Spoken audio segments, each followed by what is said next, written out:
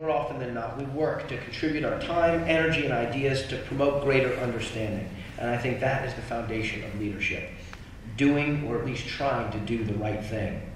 Because morality and leadership are linked, or at least they should be. To me, the word leadership itself is filled with hope and potential. Villains, unchecked charisma in individuals, those who come to power through treachery and deceit and coercion and violence, may be leaders of a kind. But somehow there's a quantum leap from those types of leaders to those who embody the greater ideal of leadership. Fear, intimidation, and punishment, even right here at home, are often effective tools in compelling others to act in this way or that. But somehow those tactics don't quite feel right. Machiavelli's maxim of being feared over being loved as a preferable way to maintain power just kind of sounds lonely and pitiful, dangerous. This assertion of power can't possibly be the measure of leadership that yields the greatest satisfaction. The very sound of the word inspires a sense of righteousness. So-and-so demonstrated real leadership skills. The capacity to guide each other faithfully toward an objective requires vision and strength and honor. Not perfection, no leader is perfect, and sometimes the most valuable and enlightened choice a leader can make is knowing when to follow. During the 2008 presidential campaign, there was much discussion of soft power.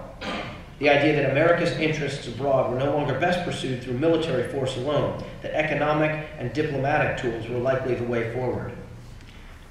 A contemporary Eastern spiritual advisor, a Buddhist actually, named Daisaku Ikeda, conceived of the phrase soft power nearly 30 years ago. He wrote that we are entering the age of soft power, and that as it develops, real leadership will not be expressed in the giving of orders, but the facilitating of consensus. Throughout my life, either as a civilian aide to the Secretary of the Army, serving on President Bush's Council on Service, whether it's been serving on the board for the National Center for Family Literacy, or whether it's been coaching my daughter's soccer teams or sitting in a juvenile detention center offering guidance to kids in trouble, whether it's been managing a career whose financial awards benefit agents and managers and accountants and publicists and lawyers and others. In all of these ways and so many more, with so many failures and so many successes, I have quested to become a leader. This feeling in my heart, this passion, has yielded much heartache and countless pearls of wisdom. Some of the most meaningful are these.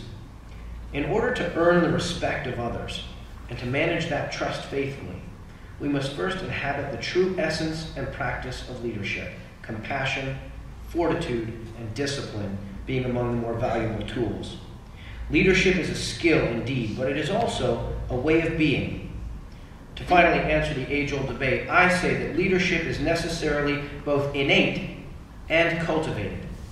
At the risk of sounding jingoistic, I like to think of this mixture of natural-born leadership combined with a carefully molded over time quality of leadership as the manifestation of a new, emerging American nobility.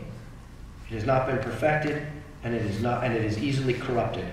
But once acquired on large scales and small, individuals who possess this gift will light the paths before us. And we must remember, leadership is by its definition a collective endeavor, requiring the participation of those being led. Another way of saying this is that you can't lead all by yourself. There's a saying about leadership.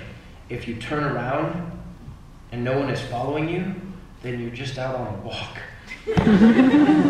And perhaps most important, leadership is a quality, not being sipped from a chalice, but forged through deeds.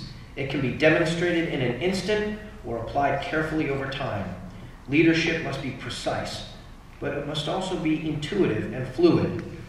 And to my way of thinking, achieving an objective is not the sole criteria for gauging success. The manner in which people were inspired or provoked or encouraged or taught or directed reveals the nature of leadership that has been exercised. And only upon reflection is it possible to determine if such leadership is enviable, effective, and ultimately worthy of being reproduced. Therefore, it follows that inspirational leadership requires agreement. Let's do it this way. Okay, let us. the raw power of that individual determination to make the choice to be led, that judgment is the currency of genuine leadership. It is the validation and substance of the bond that allows the act of leadership to flourish. In our civic life, the consent of the governed is a premise that has sustained our democracy. It was the pinnacle of leadership to establish such a system. For leadership to succeed on the deepest level, there must be confidence and understanding. And finally, success in any endeavor is accompanied by a meticulous attention to detail and an unflinching willingness to fail. Also, and this is really important, don't forget to mark the milestones of your journey.